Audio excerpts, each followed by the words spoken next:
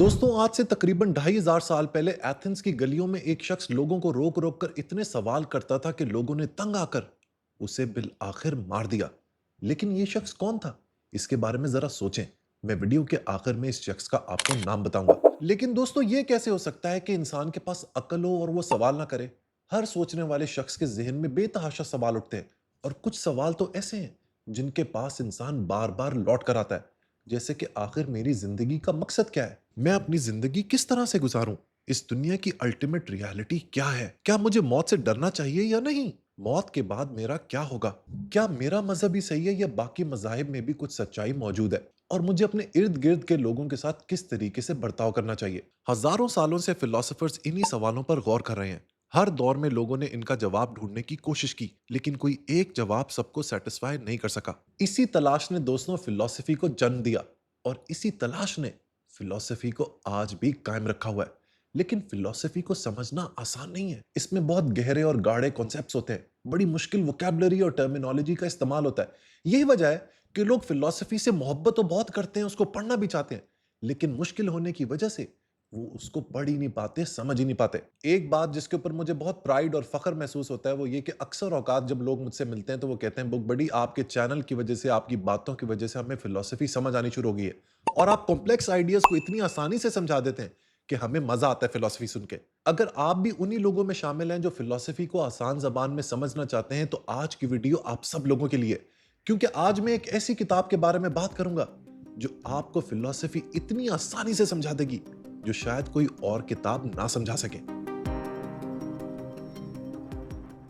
इस बुक का नाम है a little history of philosophy, और इसे लिखा है नाइजल वॉरबर्टन ने। ये बुक फिलोसफी के सबसे इंपॉर्टेंट थिंकर्स और उनके आइडियाज को एक बहुत ही सिंपल और इंटरेस्टिंग वे में प्रेजेंट करती है। तो आए जरा इस बुक और फिलोसफी को इन डेप्थ और डिटेल में समझें। इस किताब के शुरू में नाइजल वॉरबर्टन कहता है कि if philosophy has a patron saint, it is Socrates. Socrates को अक्सर वेस्टर्न फिलोसफी का फाउंडर कहा जाता है। इसकी वजह यह नहीं कि उससे पहले कोई फिलोसोफर नहीं था। सोक्रेटिस से पहले भी थिंकर्स मौजूद थे, लेकिन फिलोसफी को जिस शक्ल में हम आज जानते हैं उसकी असल शुरुआत सोक्रेटिस से होती है। दोस्तों, क्या आप जानते हैं कि सोक्रेटिस के पास सबसे बड़ा हथियार, सबसे बड़ा वेपन क्या था?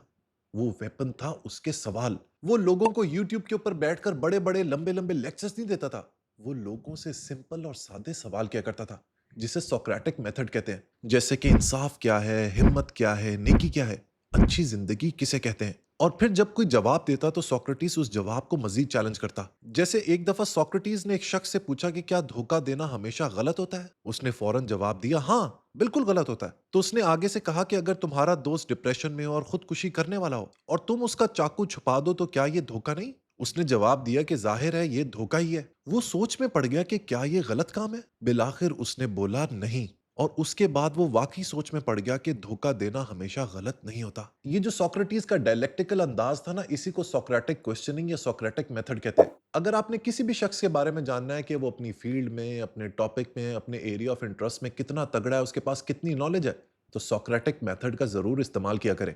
मजे की बात यह है कि सोक्रेटिस ने कभी कोई किताब नहीं लिखी। हमारे पास तो उसके आइडियाज उसके मास्टर स्टूडेंट प्लेटो यानी अफलातून से आए हैं। सोक्रेटिस डायलॉग पे बिलीव करता था। उसे लगता था कि अगर वो किताब में अपने आइडियाज लिखेगा तो उसके सवालों का जवाब कौन देगा। और दोस्तों, सुकरात यानी सोक्रेटिस ये सवालात किसी को ह्यूमिलिएट, इंसल्ट या उसकी बेइज्जती करने के लिए नहीं पूछता था। वो तो सिर्फ सच का मुतलाशी था।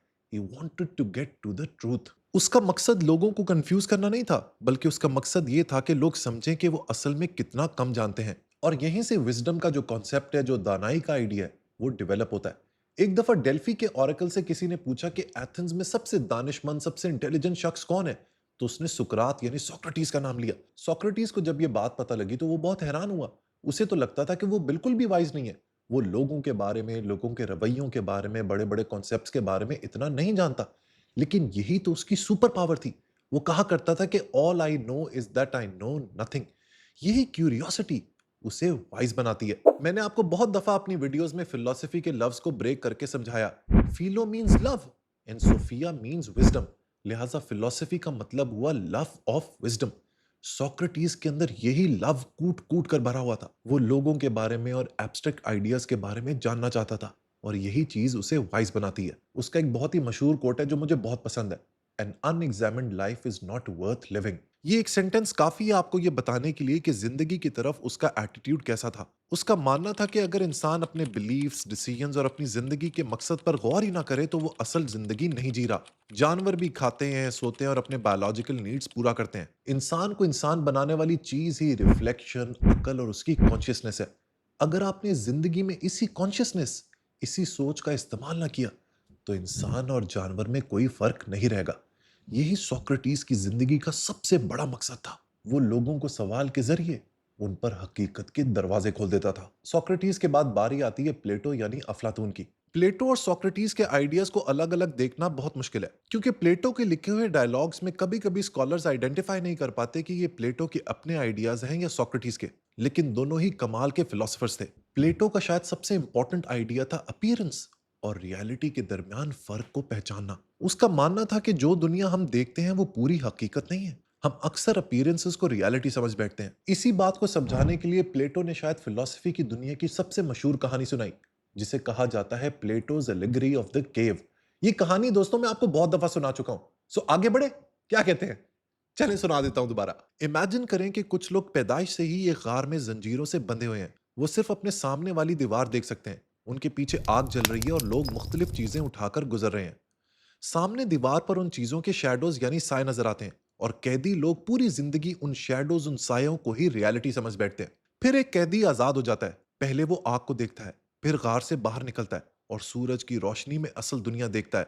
चरिंद परिंद, पौधे, फूल, औरतें, बच्चे, मर्द, दरिया, समंदर और बड़े बड़े पहाड़। जब वो वापस आकर दूसरों को बताता है कि जो तुम देख रहे हो वो सिर्फ साए हैं, रियलिटी से उनका कोई ताल्लुक नहीं, तो कोई उसकी बात नहीं मानता। प्लेटो का मानना था कि जो फिलोसोफर, फलसफी या दार्शनिक होता है ना, वो इसी आजाद कैदी की तरह होता है। वो रियलिटी को अपीयरेंस से डिफरेंशिएट कर लेता है, और वही शख्स है जो रियलिटी को सही मानों में जानता है। यही वजह है कि उसने फिलोसोफर किंग का कॉन्सेप्ट दिया था। वो कहता था कि किसी भी ट्राइब, किसी भी सिविलाइजेशन, किसी भी स्टेट को अगर आपने गवर्न करवाना है तो उसके लिए फिलोसोफर किंग को चुनाव किया जाए। क्योंकि एक फिलोसोफर, एक दार्शनिक, एक फलसफी ही वो शख्स होता है जो रियलिटी को सही मानों में जानता है। उसे दुनिया की कोई भी ऑस्टेंटेशियसनेस, कोई भी धन दौलत अट्रैक्ट नहीं करती, क्योंकि वो हकीकत के सबसे करीब होता है। और यहीं पे मैं आपको समझाना चाहूंगा प्लेटो की वो थ्योरी जो आज भी मेरा दिल दहला देती है, यानी कि Plato's theory of forms.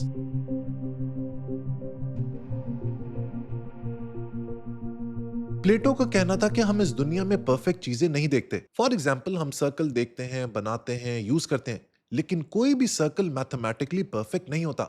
Her circle में कोई ना कोई कमी होती है। फिर भी हम परफेक्ट सर्कल का कॉन्सेप्ट समझते हैं। प्लेटो के मुताबिक वो परफेक्ट आइडिया ही दरअसल उस सर्कल की फॉर्म है। हम जब किसी घोड़े को देखते हैं, किसी कुर्सी को देखते हैं, तो वो उसी ओरिजिनल फॉर्म की एक इम्परफेक्ट फॉर्म होती है। और वो ओरिजिनल फॉर्म इस दुनिया में मौजूद ही नहीं है।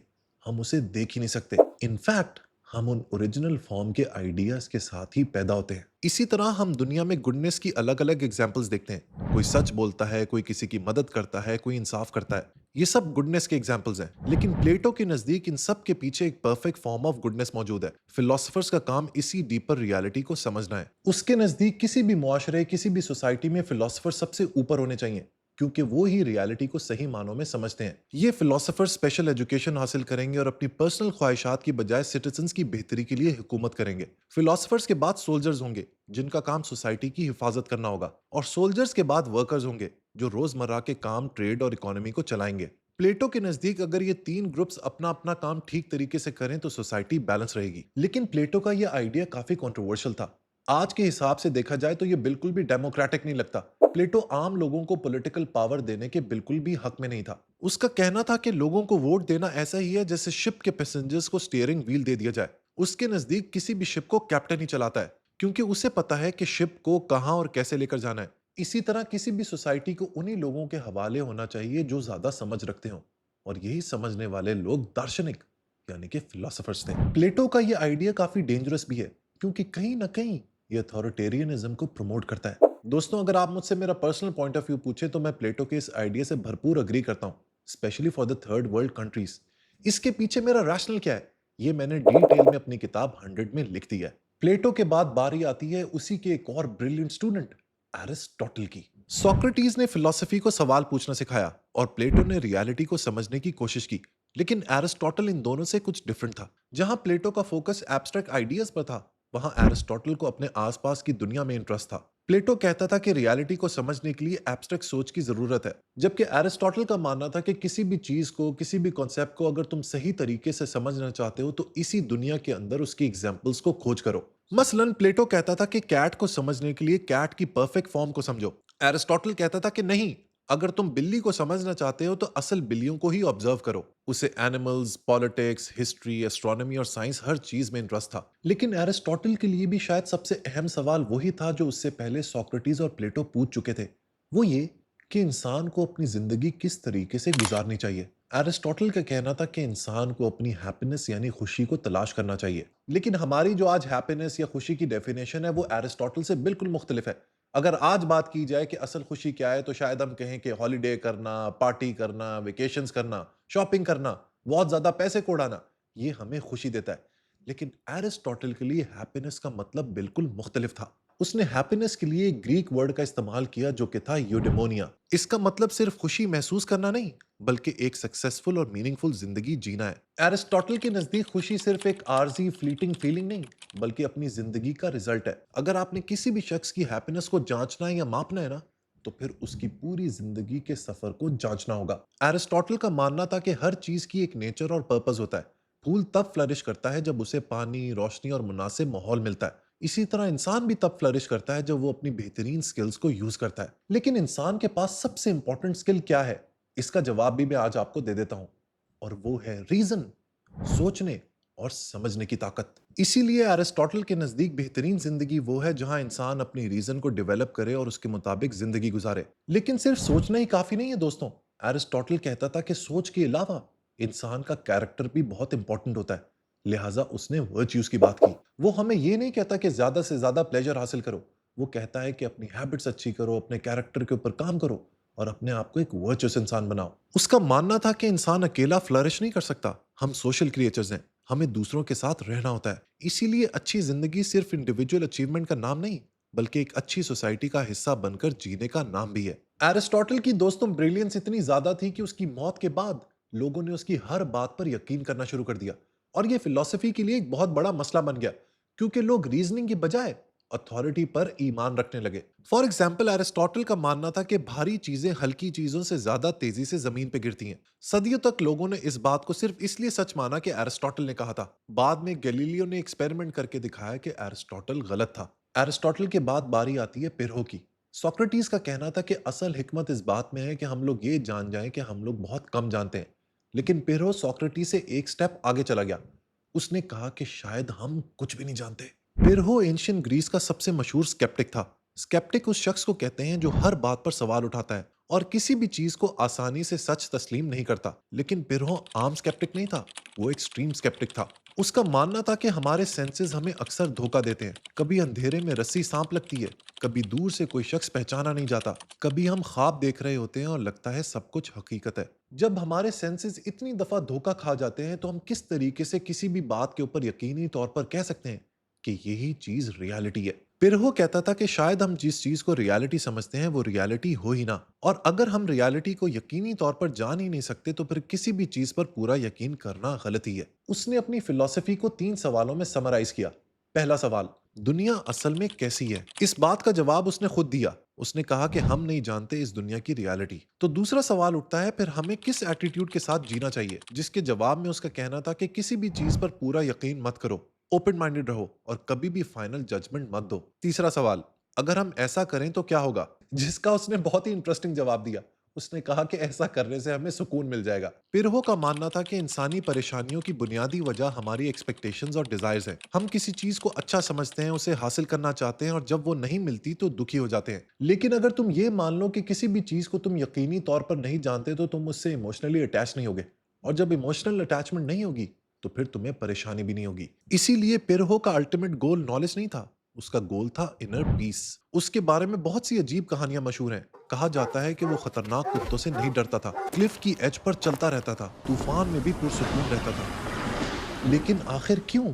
इसका जवाब यह है कि वो ये मानता था कि हम किसी भी चीज के बारे में सर्टेनिटी हासिल नहीं कर सकते। ये कहानियां कितनी सच हैं ये जानना मुश्किल है, लेकिन ये सब हमें पिरहो की फिलॉसफी को समझने में हेल्प जरूर करती हैं। मसला ये है कि पिरहो की फिलॉसफी प्रैक्टिकल जिंदगी में काफी मुश्किल लगती है। हम किस तरीके से अपनी जिंदगी भरपूर स्केप्टिसिज्म के साथ गुजार सकते हैं और हर चीज पर सवाल कर सकते हैं। किसी चीज पर एतबार ना करना भी हमारे लिए बहुत बड़ी मुश्किलात खड़ी कर सकता है। इसीलिए बहुत से फिलोसफर्स का ख्याल था कि पिरहो अपनी फिलॉसफी को बहुत एक्सट्रीम पर ले गया था। उसकी सबसे मेन कंट्रीब्यूशन ही यही थी कि हम इंसानों को अपने बिलीव्स और फेथ को चैलेंज करना चाहिए, हमें सवाल पूछने चाहिए, हमें एविडेंस देखना चाहिए और ओपन माइंड के साथ हर चीज के लिए रेडी होना चाहिए। वैसे क्या कमाल की बात है, क्योंकि यही बातें तो असल में फिलॉसफी की सोल, फिलॉसफी की रूह, फिलॉसफी का एसेंस है। यहाँ पे पिरहो के 100 में से 100 नंबर। और अब पिरहो की फिलॉसफी के बाद हम लोग बढ़ते हैं एपिक्यूरस की तरफ। उसका मेन क्वेश्चन जिसे वो एक्सप्लोर कर रहा था वो ये था कि लोग इतने परेशान क्यों रहते हैं। उसके नजदीक इंसानी दुख की दो बड़ी वजह हैं। पहली, हम उन चीजों का पीछा करते रहते हैं जो हमारे पास नहीं है। दूसरी, हम उन चीजों से डरते रहते हैं जो अभी हुई ही नहीं। इसीलिए दोस्तों, एपिक्यूरस के नजदीक फिलॉसफी सिर्फ एक थ्योरी नहीं थी, बल्कि वो फिलॉसफी को एक थेरेपी समझता था। क्योंकि इसी फिलॉसफी के जरिए हम लोग अपने आप को काम डाउन कर सकते हैं। एपिक्यूरस का मानना था कि हर इंसान प्लेजर चाहता है और पेन से बचना चाहता है। लेकिन यहाँ प्लेजर से उसका मतलब लग्जरी, पार्टीज या एक्सपेंसिव लाइफस्टाइल नहीं था, बल्कि उसके नजदीक अच्छी जिंदगी बहुत सिंपल थी। सिंपल खाना, अच्छे दोस्त और सुकून भरी लाइफ। उसका कहना था कि जितनी ज्यादा तुम्हारी डिजायर्स होंगी उतने ही तुम परेशान रहोगे। अगर तुम्हारी खुशी एक मैंशन, लग्जरी कार या बहुत ज्यादा पैसे पर डिपेंड करती है तो तुम जिंदगी भर उन चीजों के पीछे भागते रहोगे। लेकिन अगर तुम्हारी नीड्स, तुम्हारी डिजायर सिंपल हैं, तो तुम बासानी उन्हें हासिल कर सकोगे और बहुत ही हैप्पी लाइफ जी लोगे। लेकिन दोस्तों, एपिक्यूरस ने इससे एक बहुत ही गहरा और प्रोफाउंड सवाल पूछा। उसने कहा कि हम लोग मौत से इतना डरते क्यों हैं? What is the reason behind our fear of death? उसका जवाब यह था कि हम लोग इसलिए डरते हैं क्योंकि हम मौत को गलत समझते हैं, सही इंटरप्रेट ही नहीं करते। वो कहता था कि जब हम अपनी मौत का तस्वुर करते हैं तो हम एक लॉजिकल मिस्टेक कर रहे होते हैं। हम सोचते हैं कि हम मर चुके होंगे और फिर भी किसी तरह उस मौत को एक्सपीरियंस कर रहे होंगे। उसको लगता था कि fear of death is a waste of time, क्योंकि जब हम मौजूद हैं तो मौत मौजूद नहीं है, और जब मौत मौजूद है तो हम मौजूद नहीं है।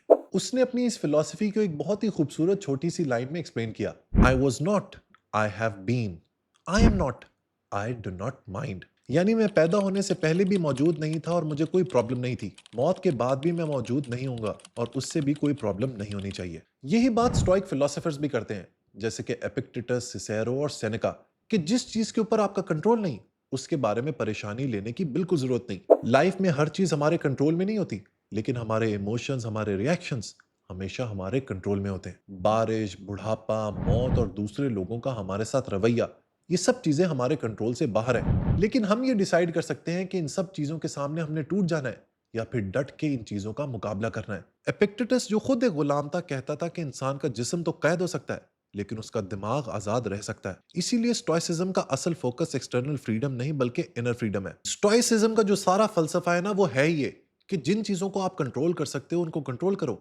और जो चीजें आपके कंट्रोल से बाहर हैं उनके बारे में सोचने का कोई फायदा नहीं। That's it. अब बारी आती है ऑगस्टीन की। ऑगस्टीन मेडिवल पीरियड का सबसे इन्फ्लुएंशियल क्रिश्चियन फिलोसोफर था। उसके सामने जो सवाल था वो आज भी लोग पूछते हैं। अगर गॉड सब कुछ जानता है, सब कुछ कर सकता है और पूरी तरह अच्छा है, तो फिर दुनिया में इतना दुख, जुल्म और ईवल क्यों मौजूद है? फॉर एग्जाम्पल, अगर कोई कातिल किसी शख्स को मारने वाला है तो वो उसे रोक क्यों नहीं देता? अगर गॉड उसे रोक सकता है लेकिन रोकता नहीं, तो फिर वो पूरी तरह अच्छा कैसे हुआ? और अगर वो रोक नहीं सकता तो फिर वो पावरफुल कैसे हुआ? इसी को फिलॉसफी में प्रॉब्लम ऑफ इविल कहा जाता है। ऑगस्टीन ने इसका जवाब फ्री विल से दिया।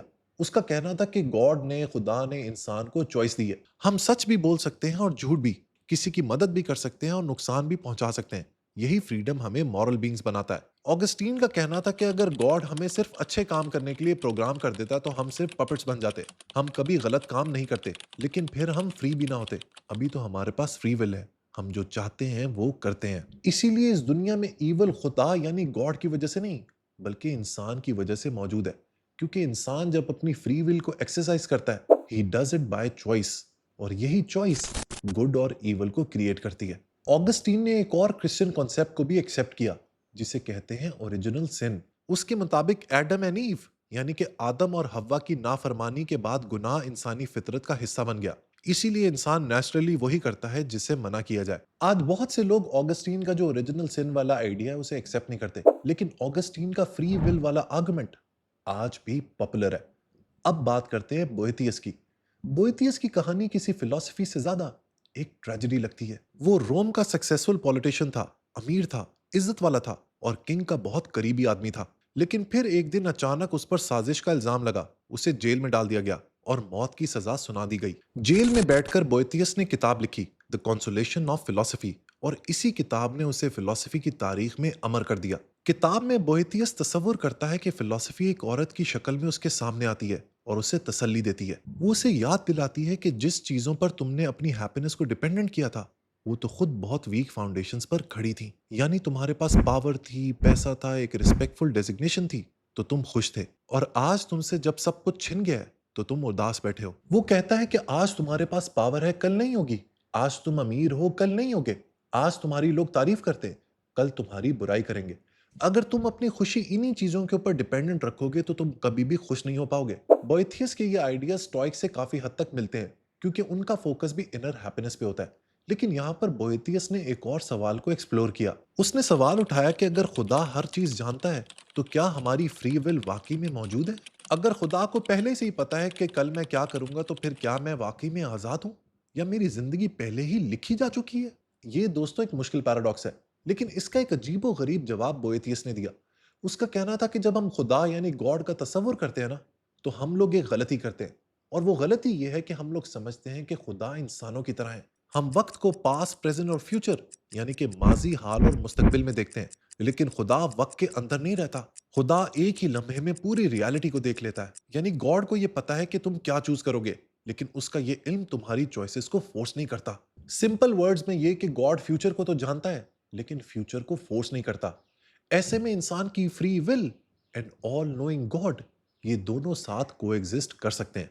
ऑल्दो मैं इस बात से एग्री नहीं करता, लेकिन बोएथियस का मानना यही था। अब दोस्तों हम ऐसे दो फिलोसोफर्स की बात करेंगे जिन्होंने लॉजिक और रीजन के जरिए गॉड की एग्जिस्टेंस को प्रूव करने की कोशिश की। इसमें पहले हैं एंसल्म। एंसल्म का आर्गुमेंट बहुत अजीब और फैसिनेटिंग है। उसका कहना था कि सिर्फ गॉड का कॉन्सेप्ट समझ लेना ही खुदा के वजूद को प्रूव करने के लिए काफी है। उसने गॉड को डिफाइन किया कि वो ऐसी हस्ती है जिससे ज्यादा परफेक्ट किसी चीज को इमेजिन नहीं किया जा सकता। फिर उसने कहा कि अगर गॉड सिर्फ हमारे दिमाग में मौजूद है और रियलिटी में मौजूद ना हो, तो फिर वो सबसे परफेक्ट हस्ती नहीं है, क्योंकि वो खुदा जो हकीकत में भी मौजूद हो, ज्यादा परफेक्ट होगा। इसलिए अगर हम खुदा के कॉन्सेप्ट को समझते हैं, तो गॉड को एग्जिस्ट भी करना चाहिए। ये आर्गुमेंट सुनकर अक्सर लोग कंफ्यूज हो जाते हैं और उन्हें बात समझ नहीं आती। यही वजह है कि एक मंक गोनीलो ने एंसल्म को चैलेंज किया। उसने कहा, इसी लॉजिक से मैं दुनिया का सबसे परफेक्ट आइलैंड इमेजिन कर सकता हूँ, एक ऐसा आइलैंड जहां हर चीज परफेक्ट हो। फिर मैं कहूं कि अगर वो सिर्फ मेरी इमेजिनेशन में और रियलिटी में नहीं, तो वो परफेक्ट आइलैंड हुआ ही नहीं। इसलिए उसे रियलिटी में एग्जिस्ट करना चाहिए। लेकिन ऑब्वियसली सिर्फ इमेजिन करने से कोई भी आइलैंड पैदा नहीं हो सकता। गोनीलो का पॉइंट यह था कि तुम किसी भी चीज को डिफाइन करके उसे एग्जिस्टेंस नहीं दे सकते। गोनीलो और एंसल्म का यह आर्गुमेंट आज भी फिलॉसफी में जारी है। इसके बाद बारी आती है थॉमस एक्विनास की। एक्विनास ने कहा, अपने आसपास देखो, हर चीज किसी वजह से मौजूद है। फुटबॉल किसी ने बनाई, उस मटेरियल को किसी ने प्रोड्यूस किया, उस मटेरियल की भी कोई वजह थी। यानी हर चीज की कोई ना कोई कॉज है। फिर सवाल पैदा होता है कि ये सिलसिला कहां से शुरू हुआ? अगर हर चीज की कोई कॉज है, तो फिर पहली कॉज क्या थी? एक्विनस का यह मानना था कि कॉजेज का यह सिलसिला कभी भी खत्म नहीं हो सकता। किसी पॉइंट पर ऐसी पहली कॉज होनी चाहिए जो खुद किसी और चीज की कॉज ना हो। यानी एंसन ने लॉजिक के जरिए गॉड को प्रूव करने की कोशिश की, जबकि एक्विनस ने दुनिया के वजूद से गॉड तक पहुंचने की कोशिश की। लेकिन क्रिटिक्स का कहना यह था कि अगर हम मान भी लें कि कोई फर्स्ट कॉज थी, तो ये लाजमी थोड़ी है कि वो गॉड ही हो। वो कोई एनर्जी, नेचुरल फोर्स या कोई और चीज भी तो हो सकती है। इसीलिए ये आर्गुमेंट्स कभी भी डेफिनेटली गॉड के एग्जिस्टेंस को प्रूव नहीं कर पाए। लेकिन फिलॉसफी के अंदर इन्होंने एक ऐसी डिबेट का आगाज किया जो आज भी जारी है। इसके बाद बात करते हैं one of the greatest political philosophers of all time, यानी कि निकोलो मैकियावेली। मैकियावेली ने पावर पे डिबेट की। उसने एक सिंपल सा सवाल उठाया कि लेट्स इमेजिन, अगर तुम किसी स्टेट के रूलर हो, तो तुम्हारा पहला मकसद क्या होना चाहिए? अच्छा इंसान बनना या पावर बचाना? उसका जवाब यह था कि अच्छा इंसान बाद में बनो, पहले पावर को बचाओ। उसके नजदीक पॉलिटिक्स और मोरालिटी दो अलग चीजें हैं। जो प्रिंसिपल्स आम जिंदगी में अच्छे लगते हैं, जरूरी नहीं कि पॉलिटिक्स में भी वो काम करें। इसीलिए उसने अपनी मशहूर किताब द प्रिंस में रूलर्स को वो मशवरे दिए जो उस जमाने में भी शॉकिंग थे। उसका कहना था कि अगर सच बोलने से तुम्हारी हुकूमत खतरे में पड़ती है, तो झूठ बोलो। अगर प्रॉमिस तोड़ना जरूरी है, तो प्रॉमिस तोड़ो। और अगर किसी दुश्मन को जिंदा छोड़ना तुम्हारे लिए खतरा है, तो उसे खत्म कर दो। ये बातें सुनकर अक्सर लोगों को मैकियावेली काफी ईवल लगता है, लेकिन दरअसल उसका पॉइंट ये था कि सियासत यानी पॉलिटिक्स के अंदर मोरालिटी से ज्यादा पावर इंपॉर्टेंट होती है। अब बारी आती है हॉब्स की। हॉब्स एक सवाल को एक्सप्लोर कर रहा था कि अगर इस दुनिया में कानून, गवर्नमेंट या कोई हायर अथॉरिटी ना हो तो सोसाइटी कैसी नजर आएगी। उसका मानना था कि इंसान फितरतन सेल्फिश है और अगर दुनिया से कानून, पुलिस, कोर्ट्स और गवर्नमेंट को हटा दिया जाए तो लोग एक दूसरे पर भरोसा नहीं करेंगे। हर शख्स अपनी जान, अपनी सेफ्टी और अपने फायदे के लिए लड़ेगा। ऐसी सूरत हाल को हॉब्स ने स्टेट ऑफ नेचर कहा, जहां जिंदगी सॉलिटरी, पुअर, नास्टी, ब्रूटिश और शॉर्ट होगी। इसीलिए उसका कहना था कि लोगों को अपने कुछ फ्रीडम्स छोड़ के एक पावरफुल स्टेट और कानून को एक्सेप्ट करना चाहिए। अब दोस्तों हम मॉडर्न फिलोसफी के दौर में एंट्री कर रहे हैं और यहीं पे हम लोग बात करेंगे on the father of modern philosophy, यानी कि रेने डेकार्ट पे। डेकार्ट को मॉडर्न फिलोसफी का फाउंडर कहा जाता है। उसकी पूरी फिलोसफी असल में एक बुनियादी सवाल से शुरू होती है, वो ये कि मैं किस चीज पर यकीन कर सकता हूँ जो बिल्कुल 100% सर्टन हो। उसका मानना था कि हम जिंदगी भर बहुत सी बातों पर यकीन करते रहते हैं, लेकिन शायद उनमें से बहुत सी बातें गलत होती हैं। इसलिए उसने फैसला किया कि वो हर उस बिलीफ को रिजेक्ट कर देगा जिसमें जरा सा भी डाउट हो। इसे उसने मेथड ऑफ डाउट कहा। सबसे पहले उसने सेंसेस पर डाउट किया। आंखें धोखा दे सकती हैं, कान धोखा दे सकते हैं। फिर उसने और आगे बढ़कर पूछा, अगर मैं अभी जाग भी रहा हूं तो मुझे किस तरह पता है कि मैं ख्वाब नहीं देख रहा? आखिर ख्वाब में भी तो इंसान को सब कुछ रियल लगता है। वो कहता है कि क्या पता कोई इविल डीमन मुझे हर वक्त धोखा दे रहा हो और जो कुछ मैं रियलिटी समझ रहा हूं वो असल में रियलिटी हो ही ना। लेकिन इतना डाउट करने के बाद वो बिल आखिर एक ऐसे नतीजे पर पहुंचा जो आज भी डेकार्ट की पहचान है। वो कहता है कि अगर मैं हर चीज पर डाउट कर सकता हूं, लेकिन एक चीज ऐसी है जिस पर मैं डाउट नहीं कर सकता, और वो ये कि मैं वाकई में डाउट कर रहा हूं। अगर मैं डाउट कर रहा हूं तो वाकई में कोई मैं, कोई आए मौजूद है। और यही वजह है कि उसने कहा कोगीटो अर्गो सुम, यानी कि I think therefore I am. यानी चाहे दुनिया झूठी हो, चाहे सेंसेस धोखा दे रहे हो, चाहे मैं ख्वाब में हूं, चाहे कोई डीमन मुझे मैनिपुलेट कर रहा हो, लेकिन जब तक मैं सोच रहा हूं तब तक मेरा वजूद यकीनन मौजूद है। इस डिस्कवरी से डेकार्ट एक और बहुत बड़े आइडिया तक पहुंचा, और वो ये कि माइंड और बॉडी दो अलग अलग चीजें हैं। बॉडी फिजिकल है लेकिन माइंड या कॉन्शियसनेस नॉन फिजिकल है। उसका मानना था कि इंसान अपनी बॉडी पर डाउट कर सकता है लेकिन अपनी थिंकिंग या सेल्फ पर नहीं। इसीलिए उसने माइंड को बॉडी से ज्यादा फंडामेंटल समझा। इसे आज हम कार्टेशियन डुअलिज्म कहते हैं। डेकार्ट की शायद सबसे बड़ी कंट्रीब्यूशन यह है कि उसने फिलॉसफी को अथॉरिटी और रिलीजन यानी मजहब से आजाद कर दिया, और बिल आखिर उसने फलसफे को ह्यूमन रीजन के ट्रैक के ऊपर डाल दिया। दोस्तों मॉडर्न फिलॉसफी का आगाज रेने डेकार्ट ने किया, और फिर ये मॉडर्न फिलॉसफी अपने उरूज पर पहुंची 18वीं, 19वीं और 20वीं सदी में, जिसके बारे में हम लोग अगली वीडियो में डिटेल में बात करेंगे। अब दोस्तों उस शख्स का नाम मैं आपको बता देता हूं जिसकी कहानी से मैंने इस वीडियो का आगाज किया था। उसका नाम था सोक्रेटिस, और वो मुझे बहुत पसंद है। उसकी वजह यह है कि उसके सवाल करने की ताकत ने लोगों के अंदर उस जमाने में शऊर पैदा किया था। यही वजह है दोस्तों कि मैं हमेशा आपको यह बात कहता रहता हूं कि अपने अंदर सवाल पैदा करने के गट्स पैदा करें, सवालों की परवरिश करें, क्योंकि एक दिन यही सवाल आपको रियलिटी यानी हकीकत के करीब ले जाएगा। पार्ट 2 के लिए वेट कीजिएगा, और इस वीडियो को लाइक जरूर कीजिएगा, अपने फ्रेंड्स और फैमिली मेंबर्स के साथ शेयर भी कीजिएगा, and don't forget to subscribe to Book Buddy. Until next time, goodbye and take good care of yourself.